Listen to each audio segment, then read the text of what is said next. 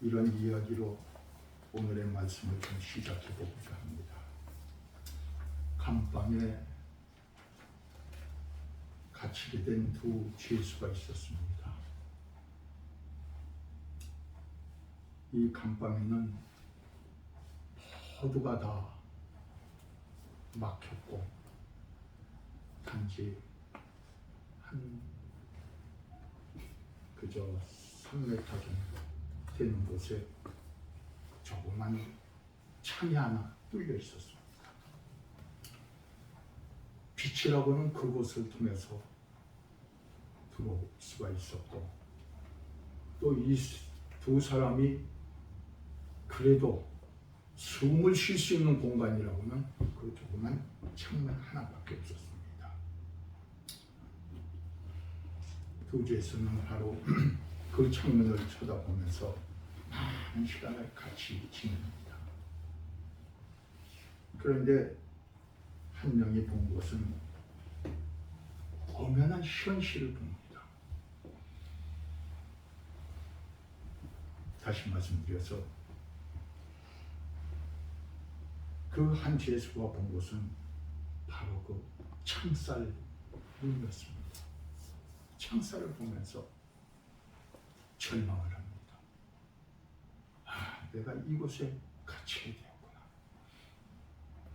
이제 나에게는 아무런 소망이 없구나. 내가 언제나 이곳을 나갈 수 있을까? 점점 풀이 죽고 비탄에 빠진 나머지 그는 그곳에서 상실감이 점점 커져가고 있었습니다. 그런데 한 사람은 똑같은 환경 가운데 있으면서도 바로 그 창살 너머에 있는 밤이면은 반짝거리게 비추어지는 별을 보는 겁니다. 그러면서 소망을 갖습니다. 언젠가 나는 저 창살 밖을 나갈 수 있어야 되고, 아니 나가야만이 된다. 그래서 나는 이 모든 것을 다 벗고 이제는 새 생활을 하며 꿈을 이뤄나가게 되겠다 한 그런 마음을 가지면서 지냅니다. 사실 거기서 누구든지 제일 먼저 닥치는 건 창살입니다. 그거 제일 보기 쉬운 거는 그 창살입니다. 하지만 그런 가운데서 그 밤중에만 나타나는 그 별을 볼 수 있다는 것은 그렇게 쉬운 일은 아닙니다. 그러나 무엇을 보느냐에 따라서, 어떤 눈으로 인생을 사느냐에 따라서 인생이 결정되어진다는 사실을 우리는 이 한 예를 통해서 보게 됩니다. 우리 지금 이 세상은 참 암울한 세상입니다. 겉으로 보기에는 화려하고 뭐든지 풍족한 것 같지만 정말 내면으로 들어가 보면 무서운 세상이 되었습니다. 정말 무서운 세상입니다. 우리가 자세히 보지 못하고 내 가정, 내 주위에서만 봐서 그렇지 이 세상을 본다면 정말 무서운 세상입니다.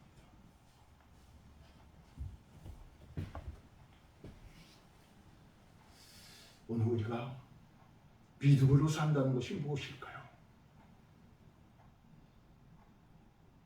우리는 구원받기 위해서 사는 사람들이 아니에요. 정말 나도 모르는 사이에 성경을 통해서 보는 것으로 보면 창세전에 나를 택해 주시고 또 하나님께서 때가 되어서 나를 이렇게 불러서 구원받은 믿음의 사람으로 살게 해주신 거예요. 그렇기 때문에 저와 여러분들이 이 세상 살아가는 것은 믿음의 삶으로 살아가는 거예요. 믿기 위해서 사는 사람들이 아니에요. 우리는 믿기 위해서 산 사람이 아니라 그렇게 하나님으로부터 받은 이 믿음을 가지고 어떻게 살아야 될까? 믿음의 삶을 사는 사람들이에요. 그래서 이 믿음이라고 하는 것은 하나님을 향한 나의 신뢰로부터 시작이 되어집니다. 내가 하나님을 믿지 못하면, 하나님과 나 사이에 신뢰가 없으면 절대적으로 나는 믿음의 생활을 할 수가 없는 거예요. 그리고 그 하나님 앞에서의 나의 겸손함으로 사는 거예요. 나 같은 것을 하나님께서 구원해 주셨어. 하나님 감사합니다. 이제 내가 어떻게 살아야 될까요? 이것을 항상 말씀을 통해서 물으면서 살아야 돼요.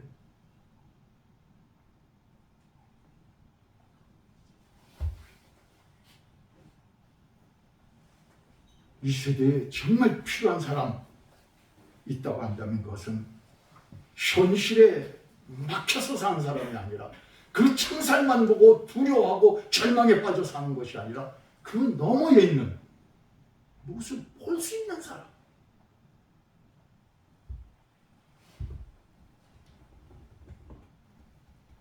믿음을 소유한 사람들의 비전 중에 하나는 늘 문제의 해결성이 찾으면서 사는 사람들이고, 또 나의 능력이 다한 곳에 하나님의 능력이 다하지 아니한 그런 것이 있다는 것을 믿고 사는 거예요. 내가 무엇을 이루겠다 하면은 곧 얼마 가지 못해서 실망하고 절망하게 되어 있어요. 왜냐하면 나의 믿음에는 한계가 있기 때문에. 그리고 세상은 너무나도 악하고 세상은 너무나도 나로 하여금 짓누르고 있기 때문에.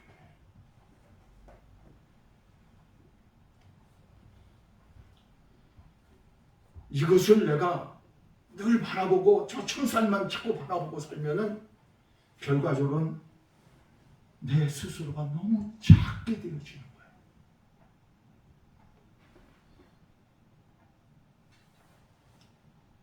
그래서 우리 자신의 정확히 볼 수 있는 능력이 무엇일까?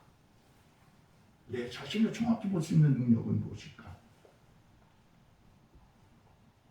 내가 무엇도 잘하고, 내가 무슨 학교도 어딜 나왔고, 내가 남보다 더 특별한 재능이 있고, 뭐 이런 걸 가지고 나를 본다면 얼마 가지 못해요. 우리 신앙인들은 그걸로 사는 것이 아니에요.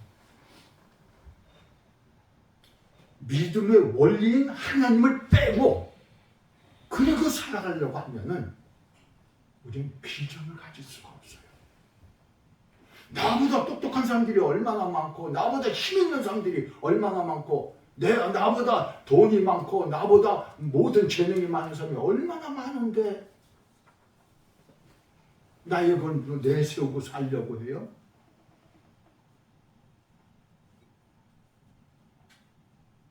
우리는 믿음을 가진 사람들이에요. 그래서 믿음을 가진 사람은 문제 너머에 계시는, 바로 저 창살 너머에 그 별처럼 내 문제 너머에 계신 하나님의 능력이 있음을 믿으시기 바랍니다. 아멘. 하나님의 능력, 그게 믿음이에요. 나를 믿는 것이 믿음이 아니라 하나님을 믿는 거예요.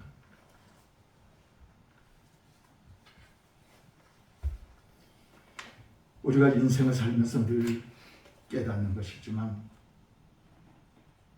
참 우리 인생에는 늘 문제의 연속입니다. 때로 여러분의 삶에서 문제가 없으면 오히려 불안해지는 거예요. 왜 이렇게 평안한 거야? 하면서 왜 문제가 없는 거야? 오히려 불안해지는 거야.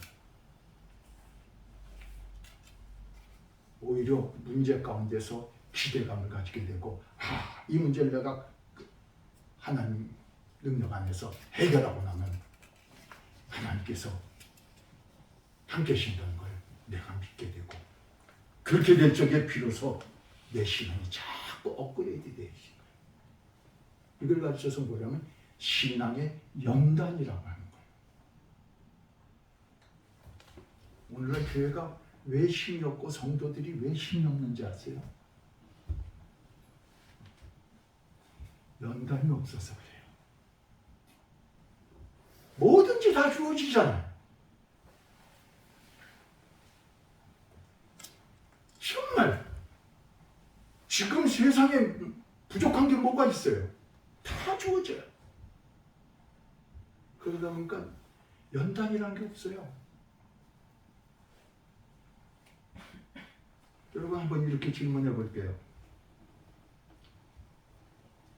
여러분들이 예수를 믿기 때문에 삶이 편해졌습니까? 아니면 불편한 것들이 늘어나고 있습니까?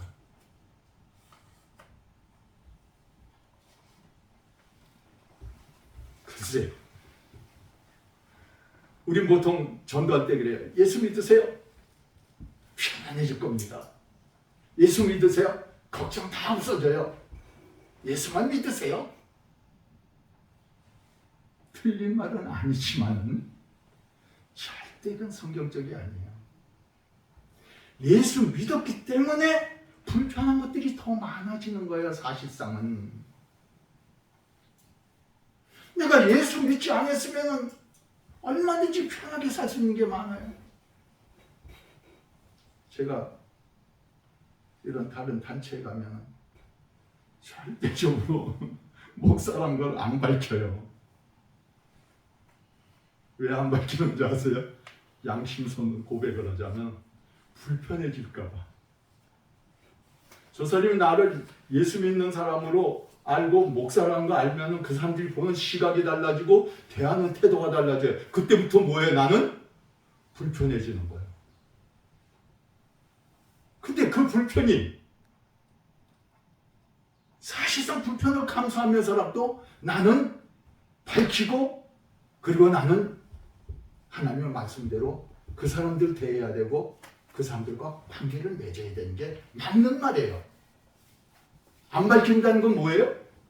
그만큼 내가 자신이 없거나 아니면 나를 숨겨서 속이려는 거예요. 물론 좋은 편으로 말하면 괜히 내가 또 어디 가서 목사라고 하고 그랬다가 혹시라도 뭐라 그러면 하나님의 영광을 가리우지. 좋은 편으로 하나님의 영광 가리우지. 아니에요. 밝히고 바로 살아야 돼요. 비록 그 사람에게 때로는 전도를 못한다고 할지라도 내 삶을 통해서 그 사람에게 전도를 하는 거예요. 과연 목사님은 다르시네요. 이걸 말로만 전하는 게 아니라 내 몸으로 전해줘야 돼요. 그러니까 내가 얼마나 불편해. 그래서 사실상 우리가 예수 믿기 때문에 불편해진다는 말이 맞아요. 편해지는 것이 아니에요. 여러분들이 신앙생활, 이 세상에 나가서 교회 안에서 신앙생활 하지만 또 교회 밖에 나갔을 적에 여러분의 생활이 너무나도 편안하다면 문제가 있는 거예요. 불편해요. 요즘 청년 밖에 나가서 불편해? 아니면 편해?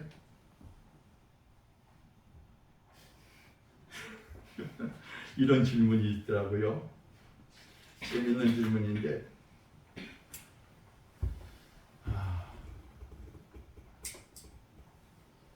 예수 믿기 때문에 내가 담배를 피워도 되나요? 물으니까 랍비한테 물으니까 랍비가 피워도 된다 그럴 수도 없고 아니라고 할 수도 없고 말을 못하니까 그 다음에 또 다시 물어요. 그러면은 예수 믿으면서도, 아니 기도하면서도 담배 피워도 되나요? 또 그렇게 묻는 거예요. 뭐라고 답하시겠어요?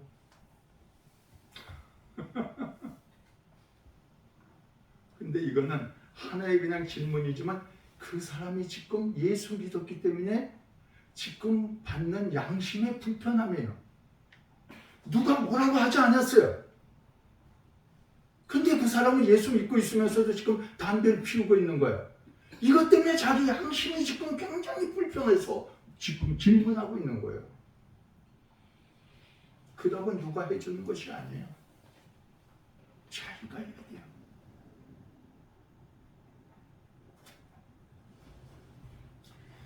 하나님께서 모세를 통해서 이스라엘 백성을 출애굽시키시고 가나안 땅으로 인도해 내실 때 필연적으로 건너야 했던 것이 있었습니다. 그것이 뭐냐면 광야라는 것이에요. 이 광야의 시절은 정말 고달프고 힘든 거예요. 우리는 출애굽기서를 보면서 이스라엘 백성들은 왜 그 만나도 주고 못도 주고 그러는데 왜 맨날 불평하고 원망해서 맨날 얻어맞고 그래? 그렇게 우리는 쉽게 말하지만 막상 광야의 생활을 한 해도 하루 이틀도 아니고 한두 달도 아니고 수십 년 하다가 보면 불평이 안 나올 수가 없는 거예요. 만약에 그들이 말한 대로 그래요. 애굽에서 종으로 살 때보다 나은 것이 뭐 있습니까? 거기서 그래도 물을 먹고 싶으면 물을 먹었고, 거기서 때로는 고기가 먹고 싶으면 고기도 먹을 수 있었고, 뭐 특별히 뭐 전쟁에 나갈 필요도 없었는데 이게 뭡니까? 전쟁도 해야 되고 물이 없어서 갈급함도 느껴야 되고,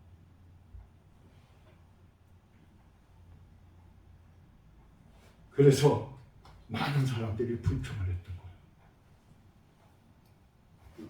거예요. 애굽만 떠나면 다 평안하다고 분명히 말씀했는데, 그래서 따라 나왔는데 이게 뭡니까?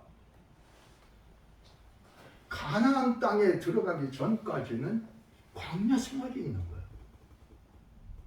우리가 신앙생활을 하면서 예수 믿고 난 다음엔 아직 주님 앞에 서는 그날까지는, 천국에 들어가기 전까지는 우리는 불편한 생활이 있을 수밖에 없는 거예요.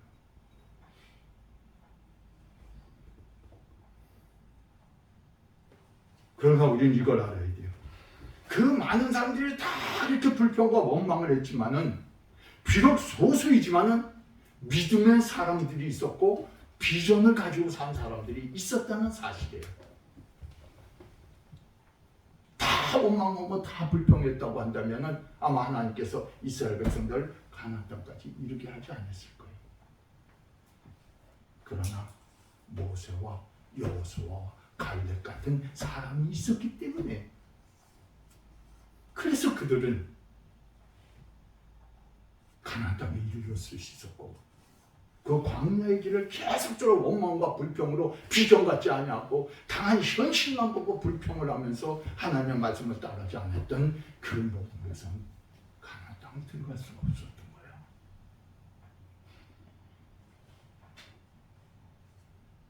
그러면 이들의 차이가 뭐냐는 거예요.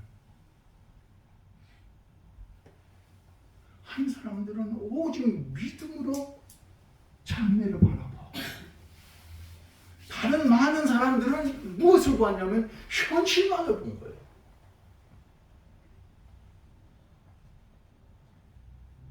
그래서 12명의 정탐꾼이 가나안 땅을 바라보고 온 후에 아주 비전적인 그런 믿음의 사람들로 완전히 바뀌어지는 것을 봅니다. 그 민수기 14장 8절 말씀이죠. 같이 읽어봅시다. 시작. 여호와께서 이를 기뻐하시며 우리를 그 땅으로 인도하여 들이시고 그 땅을 우리에게 주시리라. 이는 과연 적과 꿀이 흐르는 땅이라. 아멘. 여러분 보세요. 그들에게는 완전한 믿음을 가지게 된 거예요. 가서 보니까 과연이라고 하는 것은 무슨 말이냐면 하나님께서 말씀하신 것이 진짜구나 그 말이에요. 과연 젖과 꿀이 흐르는 땅이로구나. 하나님의 말씀은 조금도 변함이 없어요. 하나님의 말씀은 그렇게 함부로 말씀하지 않았어요.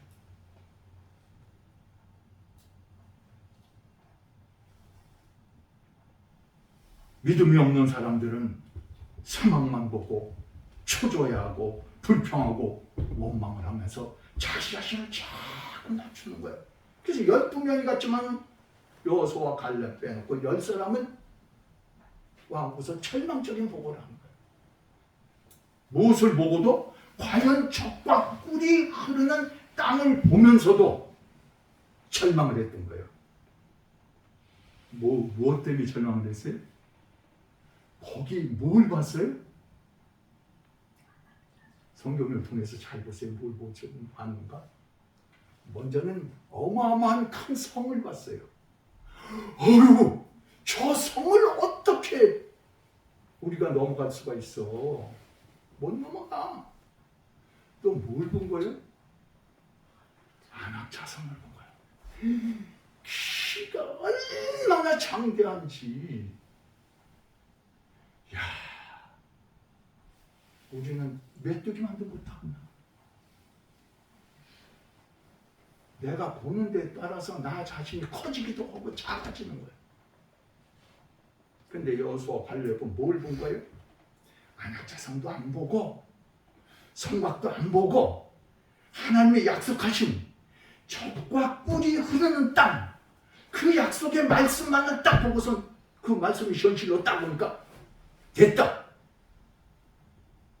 그걸 본 거예요. 그걸. 여러분 뭘 보세요?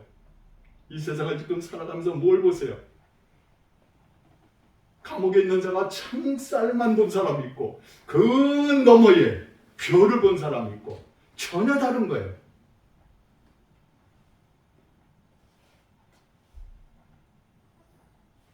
그리고 또 중요한 것이 있어요. 여기서 우리를 기뻐하시면 이라는 거예요. 하나님이 기뻐하시면 나한테 안 해주실 것이 뭐가 있어요? 내가 오늘 삶을 하나님이 기뻐하시냐 안 하냐 이게 중요한 거예요. 하나님이 기뻐하시지 않는 삶을 살면은 내가 하나님 앞에 무슨 약속을 받을 수가 있겠어요? 그래서 우리는 매 순간 생각을 해야 돼요. 내가 이 말을 한 걸 하나님이 기뻐하실까? 내가 이 일을 한 걸 하나님께서 기뻐하실까? 내가 이 생각을 한 걸 하나님께서 기뻐하실까? 항상 이걸 생각해야 돼요. 이 중요한 말씀이에요. 하나님이 우리를 기뻐하셔야만이 그 다음 말씀이 뭐냐면 우리를 그 땅으로 인도하여 드리신다. 바꿔서 말씀드리면 기뻐하지 아니하시면 아무리 약속이 있어도 그 땅에 못 들어간다. 실제로 그랬잖아요. 여호수아와 갈렙은 하나님께서 기뻐하셨으니까 가나안 땅에 들어갔고 나머지는 못 들어가잖아요. 참 아주 간단한 원리의 말씀이에요. 우리 신앙생활에 있어서. 그래서 사랑하는 우리 성도 여러분, 저와 여러분들이 늘 하나님이 기뻐하실 만한 그러한 삶을, 그러한 믿음의 삶을 살 수 있기를 주님 여러분도 축원해 드립니다. 하나님이 우리의 삶을 기뻐하시고 그러면 하나님께서 능력을 베풀어 주신 거예요. 그 땅으로 인도하여 드리시고 약속대로 우리에게 주시리라. 그 약속은 뭐냐면 과연 젖과 꿀이 흐르는 땅.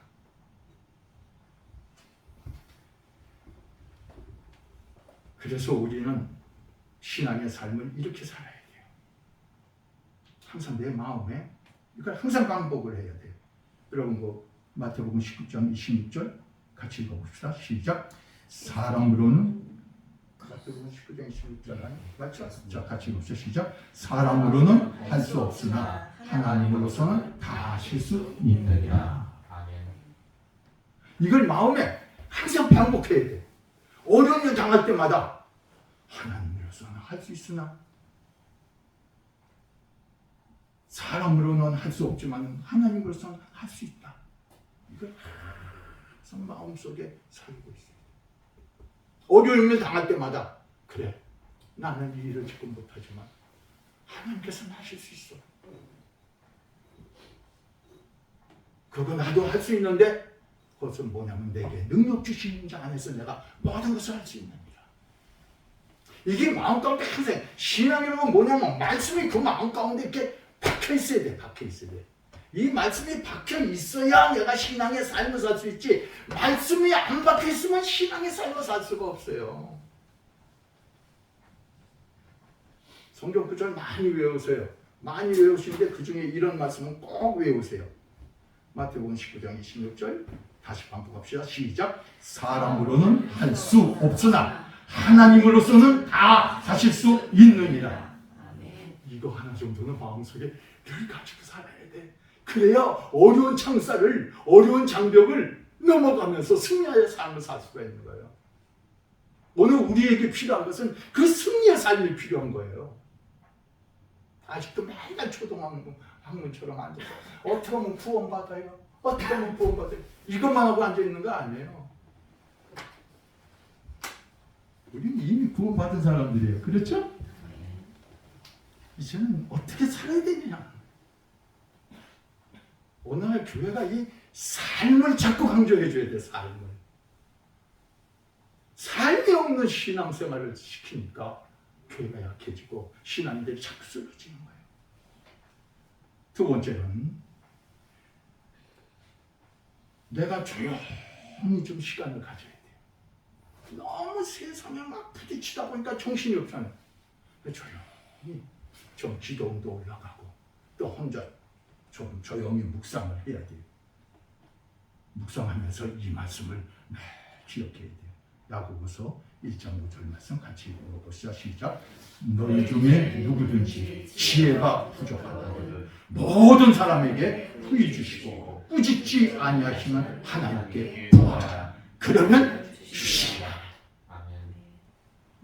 야고보서 1장 15절 같은 말씀 내 마음속에 가지고 하나님께서 분명히 말씀하셨잖아요. 지혜가 부족하거든 하나님께 구하라고 그랬잖아요. 제가 지금 지혜가 부족해요.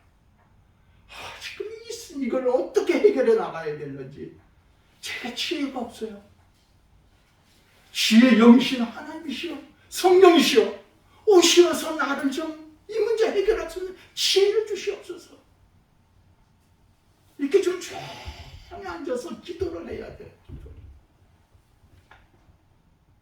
오늘날 교회가 왜 지금 어려운 줄 알아요? 기도가 없는 거야.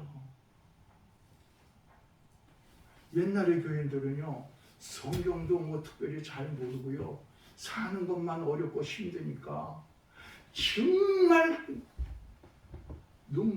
눈물하고 콧물이 그냥 말이에요. 바닥에 번지를 허리게 되듯이 옛날에 이렇게 의자도 안 앉아서 했잖아요. 그 다다미 바닥에 앉아.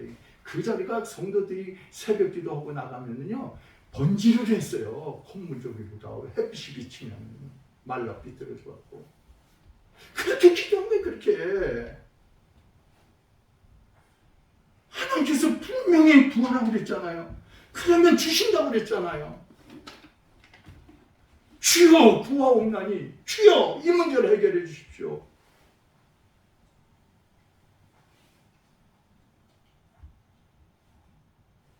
그리고 또 한 가지 중요한 것이 있어요.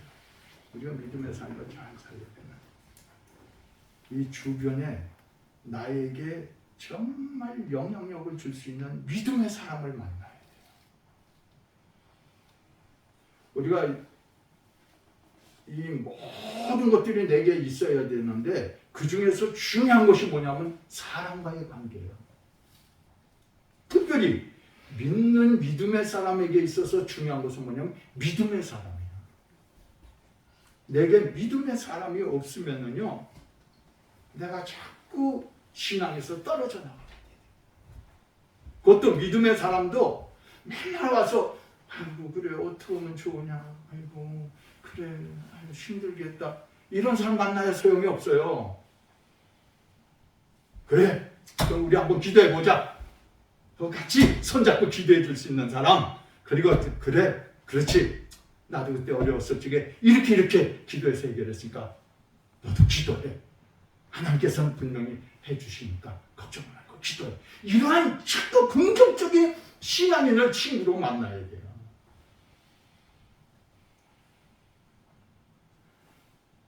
그래서 사람으로는 할 수 없을 때 하나님께서는 다 하실 수 있습니다. 나는 마음판에 새겨진 믿음과 그리고 구하라면 주시겠다고 분명히 약속하신 지혜를 주시겠다고 약속하시고 문제 해결점을 주시겠다는 그 하나님의 말씀 야고보서 1.5절의 말씀을 붙잡고 기도하면서 또 그것으로도 부족하니까 좋은 사람, 믿음의 사람을 만나서 그래서 친구를 아무나 만나면 안 돼요. 믿음의 친구를 만나야 돼요. 그렇게 해서 여러분들이 늘 신앙에 승리가 있기를 주님의 이름으로 축원해 드립니다. 그러려면 어떤 것이 또 필요하냐?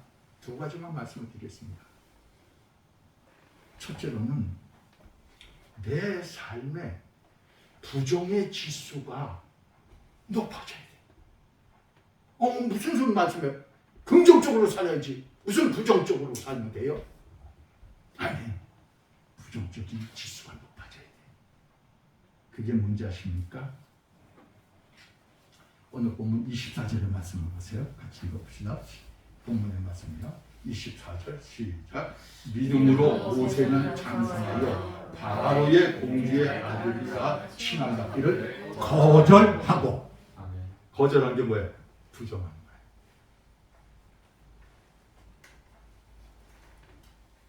이게 좀 높아져야 돼요.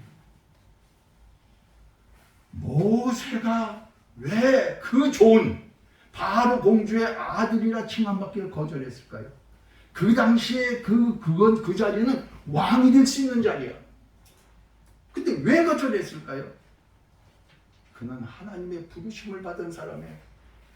하나님으로부터 사명을 받은 사람이에요. 그래서 왕이 문제가 아니에요. 모세에게 중요한 것은 그의 삶에 있어서의 하나님께서 주어진 사명이에요. 이것을 갖고 말씀드리면 오늘 저와 여러분들이 이 세상에서 어떻게 출세하느냐 그게 문제가 아니라 하나님께서 나에게 주신 사명이 무엇이냐 그걸 내 마음속에 알아야 돼. 하나님께서 왜 나를 불러주셨을까? 왜 하나님께서 나를 구원해 주셨을까? 왜 하나님께서 나에게 교회에서 목사를 만들어 주셨을까? 목사로 세워주셨을까? 왜 나를 교회의 본사로 세워줬을까? 이게 중요한 거예요. 이게 중요한 거예요.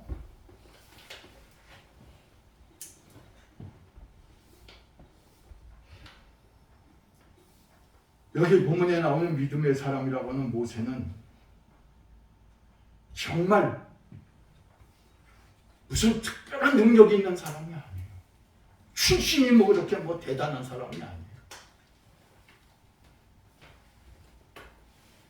그러나 그는 분명히 본 것이 있어요. 바로 그 본 것이 뭐예요? 본문 말씀을 26절 보십시다. 시작. 그리스도를 위하여 받는 수고를 애굽의 모든 보화보다 더 큰 재물로 여겼으니 이는 상 주시는 이시니. 뭘 봤어요? 상 주시는 하나님을 본 거예요. 오늘 내가 힘들고 어려워도 나에게 상 주시는 하나님을 본 거예요. 그걸 보니까 모든 걸 거절할 수가 있었던 거예요. 우리 여러분들이 신앙생활하면서 거절해야 될 것이 얼마나 많아요. 저나 여러분들 다 마찬가지예요. 명예욕도 있고 물질욕도 있고 뭐 여러 가지 탐욕들이 많이 있잖아요. 그걸 다 내가 누리려고 하면은 절대적으로 하나님의 상급을 바라볼 수가 없는 거예요.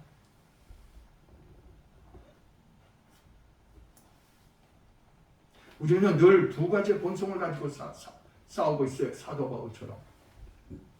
속사람과 겉사람. 속사람은 자꾸만 하나님의 말씀에 이건 아니다라는 거예요. 겉사람은 자꾸만 나도 갖고 싶은데 나도 갖고 싶어. 오늘날 여러분들이 그 애들을 키울 적에 요즘 애들 잘못 키우는 거 그걸 갖다 뭐 보통 요새들 그렇게 얘기하더라. 스포일 된다 그렇게 말합니다. 망쳐버리고 마는 거야. 애들을 망쳐버린 거야. 왜 망치는지 알아요? 맨날 해줄 거 다 해주고 좋을 거 다 해주고 자기 통제력을 가지지 못하게 하기 때문에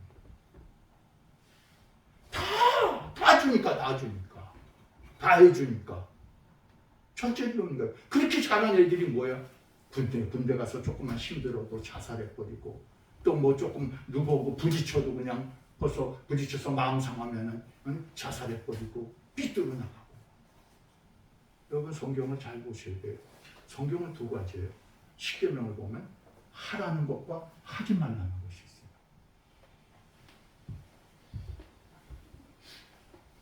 이 하라는 것은 내가 적극적으로 또 따라야 되는 긍정적인 것이지만 하지 말라는 것은 내가 절제해야 될 부정적인 것. 요새 애들한테 하지 말라는 걸 안 가르쳐주는 거예요. 그래서 맨날 공부해라 뭐 해라만 가르쳐줬지 잘못된 것은 하지 마 이렇게 안 가르쳐주니까 애들이 잘못한 거예요. 그건 스포일 된다. 부모가 자식을 망쳐버렸다.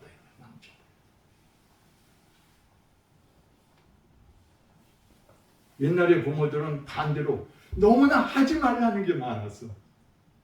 맨날 때리고 안 돼, 하지 마. 지금 부모는 우리 손주들 보고 야, 그거 하지 마. 그러면 눈이 돌아가. 그냥 그래갖고 얼른 걔 마음 상할까 봐. 괜찮아. 할아버지가 이뻐서 그런 거야. 뭐가 이뻐서 그래? 지금 잘못돼서 야단치는데 이뻐서 그랬대. 거짓말을 했어. 그렇게 애를 가르쳐 놓으니까 그 부모가 그 아이를 스포일 되도록 만든 거예요. 망쳐버리는 거예요. 오늘 신앙생활도 똑같은 거예요. 하나님은 분명히 하지 말라는 것이 있고 하라는 것이 있어요. 근데 하지 말라는 걸 안 가르쳐 주는 거예요. 이거는 전체적으로 절제력 아니면 할 수가 없는 거예요. 내가 절제력이 없으면 하고 싶은 게 많은데 하지 말라고 그러면 또 그거를 하지 않으면 친구도 사귈 수 없고 그걸 하지 않으면 그 공동체에 들어갈 수 없는데 어떻게 하라는 거야? 갈등이 있죠. 고민이죠. 실제상 우리 삶에 있어서. 그래도 하나님은 모세가 그 좋은 자리를 거절을 하고 하나님의 상을 바라보고 하나님의 말씀을 바라보고 그 너머에 있는 약속의 말씀을 봤기 때문에 그 말씀대로 살아서 승리하게 된 줄로 믿으시길 바랍니다. 아멘. 오늘 말씀 너무나도 많은데 결론적으로 한 가지만 더 말씀을 드리겠습니다. 25절 같이 봅시다. 시작. 도리어 하나님의 백성과 함께 고난받되 잠시 죄악의 낙을 누리는 것보다 더 좋아하고. 아멘. 좋아하는 게 있어요. 평안한 거는 거절을 하고 그 다음에 좋아하는 게 뭐예요? 고난받기를 좋아했다는 거예요. 여러분 이게 정신이 온전한 사람이에요. 제가 처음에 예수를 믿고 나서 신앙이 좀 어느 정도 들고 그리고 이제 학교를 나오고 그 직장을 들어갔어요. 직장에 들어가니까 아버지가 너무 좋아서 친구들한테 막 한상을 차려서 대접을 하면서 우리 아들이 이런 회사에 취직됐다고 항상 막 좋아하는 거야. 그래서 막 광고를 했는데 한 달도 못 돼서 나와버렸어. 왜 나왔냐? 주의를 지켜야 되는데 거기서 주의를 안 지키면 안 된다는 거예요. 사정을 했죠. 한테 내가 다른 날을 열심히 할 테니까 좀 지키게 해달라고 했더니 안 된대. 그럼 알았습니다 하고 사표 딱 쓰고 나왔어요. 아버지가 나한테 하는 말이 야, 미쳐도 좀 곱게 미쳐라. 네가 그 직장이 어떤 직장이고 네가 앞으로 어떻게 살아가려고 그걸 버리고 나왔냐? 내가 너 때문에라도 난 예수 못 믿겠다.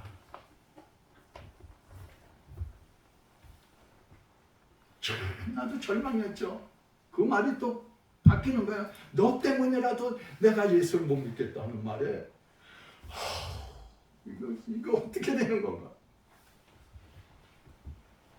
근데 하나님께서는 그렇게 해서 회사 한 번만 아니라 몇 차례씩 이제 들어갔다 나오고 딱 문제는 아니야. 다 주일 때문에, 성수주일 때문에. 네. 결과적으로 하나님께서 연단을 다 시킨 다음에 좋은 목사님 한 분 만나게 해서 신학을 또 시작을 하게 됐고, 그러고 나서 목회자의 길을 가게 되니까 나중에 아버지가 예수 믿으시면서 그 다음에 야, 우리 아들 때문에 내가 예수 믿게 되었다고, 천국 가게 됐다고 기뻐하시네. 지금도 생각하면 후회함이 없는 거절이야. 오히려 내가 예수 믿는 일 때문에 고난받기를 오히려 내 스스로 좋아했던 거야. 이것이 우리 신앙의 삶에 있어서 얼마나 중요한 거예요. 결론적인 말씀을 드리겠습니다. 마태복음 24장 13절 같이 읽읍시다. 시작. 끝까지 견디는 자는 구원을 얻으리라.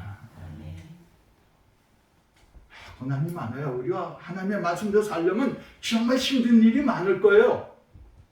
그거 거절하는 게 말로는 쉽지만 정말 당한 환경에서는 힘든 거예요. 직장에서도 왕따 당하고 이러는 게 얼마나 힘든 일인데요.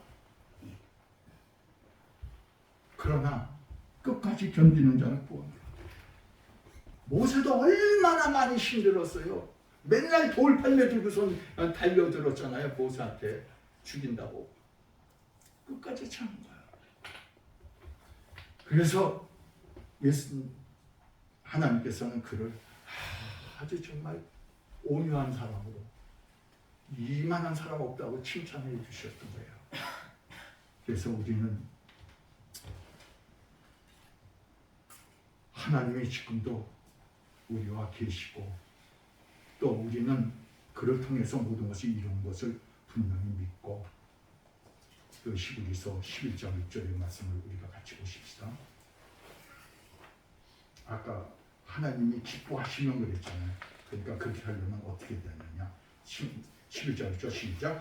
믿음이 없이는 하나님의 뜻이 되느니 하나님께 나아가는 자는 반드시 그가 되신 것과 또한 그가 자기를 찾는 자에게 상 주시는 이심을 믿어야 하리라. 아멘.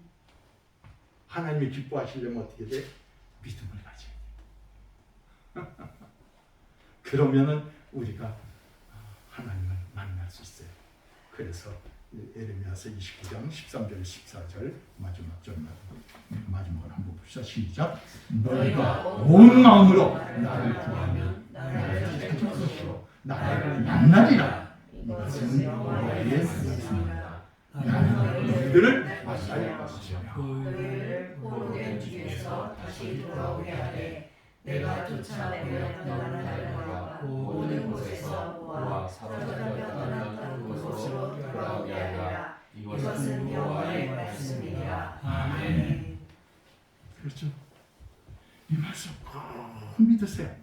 말씀을 생활과 항상 연관시켜서 보세요. 머리로만 보지 마시고 내 생활에.